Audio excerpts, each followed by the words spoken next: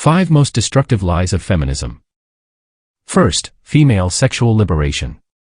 In other words, feminism is a socially destructive exploitation of women as sexual objects.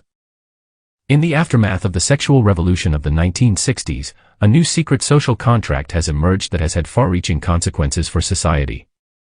This new contract, driven by the elite billionaire class, has turned women into promiscuous wrecks for the benefit of the top 10% of men who run the country. That top 10% of high-value men, in exchange, support the billionaire class. At its core, this social contract is a means for the billionaire class to maintain their control over the society. By promoting sexual liberation, they have created a society where women are taught from a young age to be sexually available and subservient to men of high value. This societal norm has led to a disturbing trend where these women are becoming increasingly easy to manipulate and exploit. The rise of pornography has also become a lucrative industry for the elite. As a result, society has become increasingly atomized, with individuals becoming more isolated and disconnected from one another. The breakdown of traditional family values and the erosion of social norms have left many people feeling disillusioned and disconnected from their communities. In this new social contract, women have become little more than commodities to be used and disposed by men with wealth and power. As we look around us today, it is clear that this new social contract is not working for the majority of people.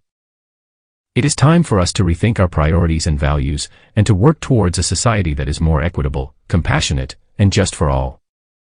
Only then can we hope to build a better future for ourselves and for generations to come.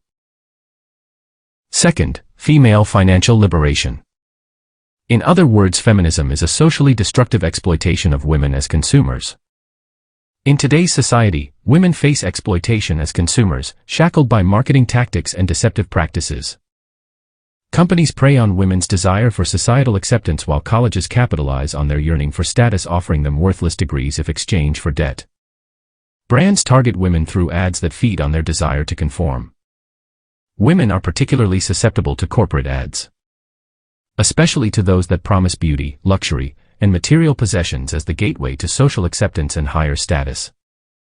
The exploitation of women as consumers is an inevitable effect of feminism. Women make up half of the population and have control or influence over 85% of consumer spending. However, this spending is often wasteful. As a result, 70% of the population lives paycheck to paycheck, struggling to make ends meet, while the corporate oligarchy continues to accumulate wealth. This is why the ruling class supports feminism, as women's increased economic power has contributed to this cycle of consumption and debt. Third, female political liberation. In other words, feminism is a socially destructive exploitation of women as voters.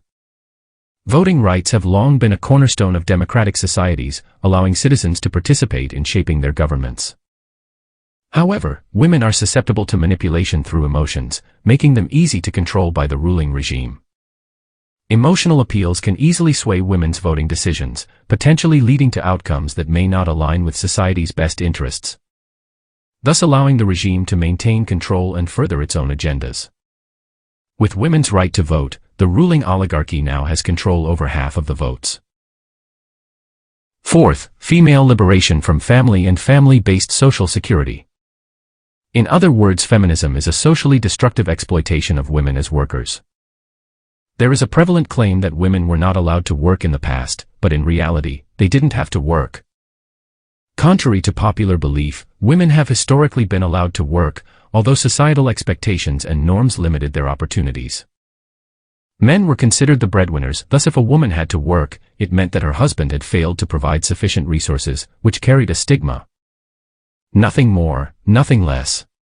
Meanwhile, feminism has a deliberate destructive impact on societal values and family dynamics, as its purpose is to isolate women through the pathologization of male-female relationships and by that to cause the destruction of any meaningful relationships, thus isolating them enough to essentially compel them to work out of sheer necessity. The ruling oligarchy is the sole beneficiary of the destruction of society caused by the neoliberal mobilization of women into the workforce under the cover of feminism. Fifth, last but not least, female liberation from reality. In other words, feminism is an ideology built on false accusations of systematic discrimination against women. Believing these feminist lies often leads to paranoia and disconnection from reality. Pharmaceutical companies, among others, benefit from the struggles women face with their mental health because of feminism. As a saying goes, there is no money in healthy people or dead people. The money is in sick people. The whole interconnected system of multi-billion-dollar industries has been established with the intention of profiting from women's mental health problems and pathologies caused by the various delusional beliefs perpetually propagated by the system. For example, therapy is a lucrative industry that aims to financially exploit women without providing any actual support or improvement. It operates under the assumption that mentally healthy women would have no need for therapy anymore, thus helping women is the last thing therapeutists want. In other words, therapy is a multi-billion-dollar scam that targets women, particularly those experiencing mental health issues caused primarily by modern feminist lifestyle, cultural norms and expectations. These delusional feminist beliefs regarding women's role in society have been weaponized and monetized by the ruling oligarchy in many ways. Other examples of such exploitation include feminist college degrees that often turn out to be little more than financial scams organized by the corrupted academia and banks, the cosmetic plastic surgery industry, as well as the cosmetic industry that manufactures cosmetic products, all of which capitalize on the destruction of women's mental health. They achieve this by targeting women's self-worth and intentionally implanting feelings of inferiority, while simultaneously fostering a victim mentality by blaming men for every problem women face, even those artificially created and monetized by the billionaire ruling class. Only one conclusion can be drawn. Ruthless Western oligarchy poses a grave threat to women, their societal standing, their future, and their mental well-being. Given that women are easily manipulated through their emotions and insecurities. At the end, feminism is just one component of this broader neoliberal trillion-dollar industry that monetizes societal destruction.